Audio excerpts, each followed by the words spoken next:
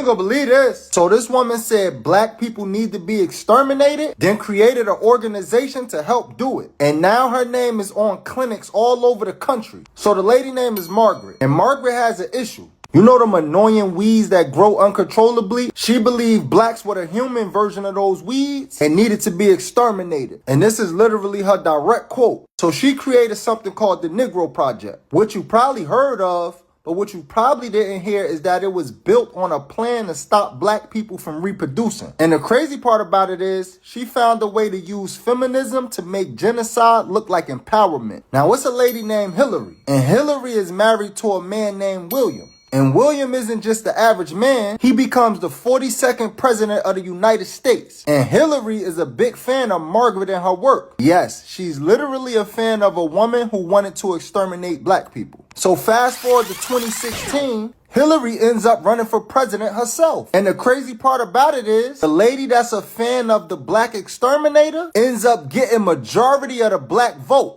Literally 91%. And according to Hillary, she admires Margaret's vision enormously. And Margaret is called the birth control pioneer. But the truth, she wasn't just trying to give women choices. She was trying to control who was allowed to exist. See, she believed in a movement called eugenics. This weird idea that certain people were unfit to reproduce. And unfortunately, black people were on the unfit list. In her own words, she said, we don't want the word to go out that we want to exterminate the Negro population.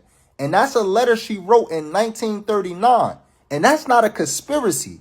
That's archived history. In the 1930s, she launched something called the Negro Project, which we briefly touched on earlier. Sounds like a charity, right? Nah. It was literally a campaign to convince black people to reduce their own numbers. And I know what you're thinking. How'd she do that? See, look, she was smart. She knew she couldn't just roll up to a black community and say, hey, stop having kids. So she recruited black ministers, doctors, and even nurses to spread her message. She said, and I quote, that black leaders were the key to keeping the project under the radar. This wasn't about health. This was about population control. And the crazy thing about it is, it worked. She rapped genocide in a language of empowerment. Now here's where it get real twisted. If you want to watch the full video, comment full below or check out my story for the link.